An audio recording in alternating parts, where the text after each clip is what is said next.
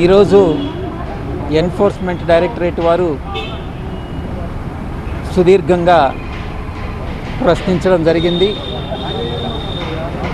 దాంట్లో అడిగినటువంటి ప్రశ్నల్లో కొన్ని రికార్డ్ చేయడం జరిగింది. కొన్ని ప్రశ్నలు జవాబులు రికార్డ్ చేయకుండా వదిలివేయడం కూడా జరిగింది. మొట్టమొదటిగా ఈ లిక్కర్ స్కామ్ అనేటటువంటిది జరిగిందా లేదా అన్నటువంటిది మొదటి ప్రశ్న. దానికి నేను ఇచ్చినటువంటి సమాధానం, లిక్కర్ స్కామ్ గురించి నాకు తెలియదు. అది లిక్కర్ అనేటటువంటి విషయంలో ఎవరైతే ఇన్వాల్వ్ అయ్యారో వాళ్ళే దానికి సరి అయిన సమాధానం ఇవ్వగలరు. దీనికి నేను సరి అయిన సమాధానం నేను ఇవ్వలేను అన్నటువంటి విషయం చెప్పడం జరిగింది.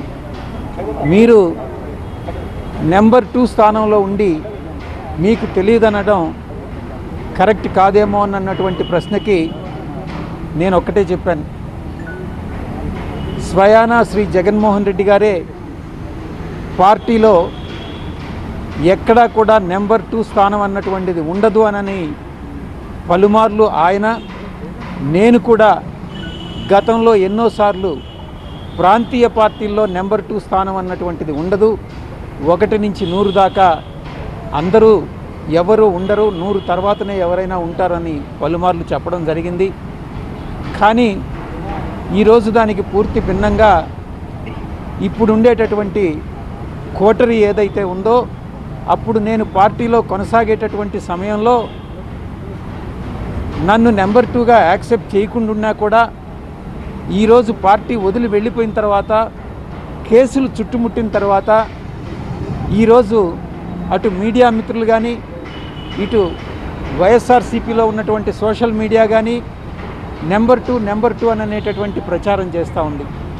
దీన్ని బట్టి మీరు అర్థం చేసుకోవచ్చు, కేసుల విషయంలో అయితే నేను నెంబర్ 2 అవుతాను, మిగతా ఏదైనా లాభాల విషయంలో కానైతే నేను 1 నుంచి 100 దాకా కూడా ఉండను. ఈ విషయం చాలా స్పష్టంగా తెలుస్తూ ఉంది.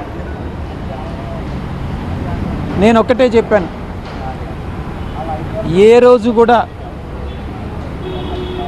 అధికారంలోకి వచ్చేంత వరకు 2019 వరకు అధికారంలోకి వచ్చిన తర్వాత 1 సంవత్సర కాలం పాటు నిజంగా నాకు జగన్మోహన్ రెడ్డి గారు నెంబర్ 2 స్థానం ఇచ్చారు. ఆయన హృదయంలో కూడా నాకు నెంబర్ 2 స్థానం ఇచ్చారు. దాంట్లో సందేహమే లేదు.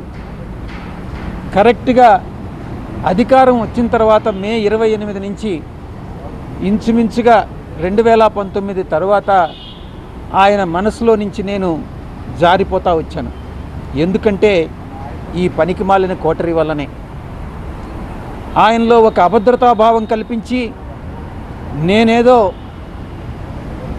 గతంలో చంద్రబాబు నాయుడు గారు ఎలాగైతే ఎన్టీ రామారావు గారిని వెన్నుపోటు పొడిచారో అలాగే నేను కూడా జగన్మోహన్ రెడ్డి గారిని వెన్నుపోటు పొడుస్తాను అన్నటువంటి ఒక అభద్రతాభావాన్ని ఆయనలో కల్పించి నన్ను 2020 నుంచి నన్ను పక్కకు నెడుతూ సైడ్ లైన్ చేస్తా రావడం జరిగింది. దాన్ని నా దురదృష్టం కొద్దీ జగన్మోహన్ రెడ్డి గారు కూడా దాన్ని నమ్మడం జరిగింది.